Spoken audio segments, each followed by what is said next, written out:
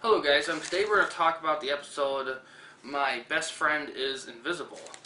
This episode aired on September 8th, 1997. It has a 6.6 out of 10 over on IMDb with 100-ish user votes. It stars John Davey, who was in Real Kids, Real Adventures, some kind of heroic kid anthology show.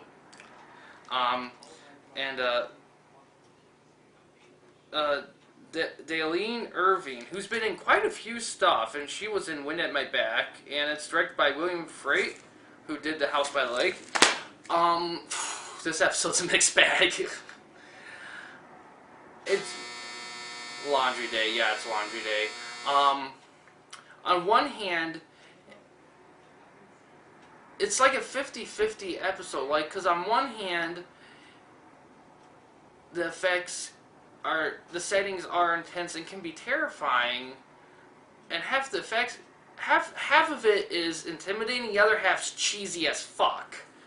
And I mean, you literally pour it on there. I might as well order a quadruple cheese pizza because of the cheesy effects. But the other half effects are good, and not only that, but there are parts of it that are intense.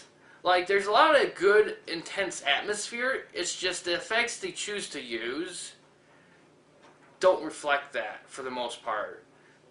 Now, in terms of acting, it's fair, especially the lead kid. The lead kid, I think, is probably one of the better terrified kids I've seen on the show. Everyone else is good. Let me think.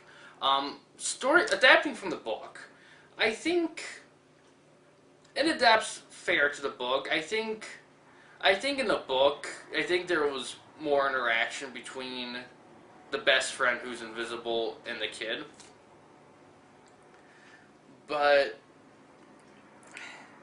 that's really it. It's actually one of the earlier stories, and you know what? I think it would have been a good episode if, one, if it was a two-parter, and two, if the effects were done in a way that didn't look like cheese being served to a fucking mouse. But it's a tough one.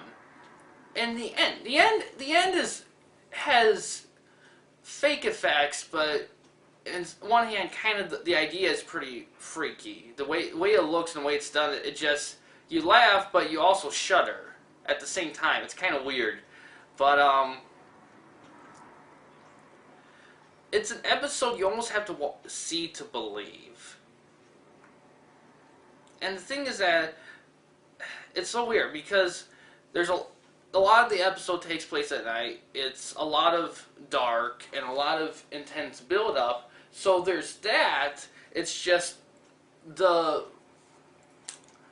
some of the choices on effects. It's the late 90s. CG was becoming a huge thing, and I feel like you'll start to notice in the series they start to use CG quite a bit. I mean, they still use practical effects, but they start using CG a little more, and there might be a few cases where it works, but for the most part it's noticeable, and it doesn't usually pay off, and this is one of those episodes. So overall, is it the worst Goosebumps episode? By no means it is, because it has enough good elements in it, and I do think it does need to be watched just for the sheer amount of weirdness in it. But yeah, it's... Oh yeah, I forgot to mention the score in the previous episode. Score in the previous episode's fine. The Shocker on Shock Street, that one's fine. And this one, it's no different. I've been forgetting scores a little bit more in the more newer episodes. Oh, and I will say this. The score in Season 3, they start adding a lot of random sound effects. And it can get a little distracting. A little bit. Yeah. So, overall, this episode, I say check it out once. Don't like it, don't watch it again. Because it really has to be seen to believe. It's like, it's so 50-50, it's weird. and it definitely needs it needs one viewing from. If you like Goosebumps so far, I say give it a watch. If you're not liking it, if you're very you have high standards for Goosebumps episodes, then it might be a skip. But I say overall, check it out once at least. But yeah, thanks for watching. Please subscribe and like the videos. And keep on watching these because there's more coming, and season 3 is. But yeah, have a good day.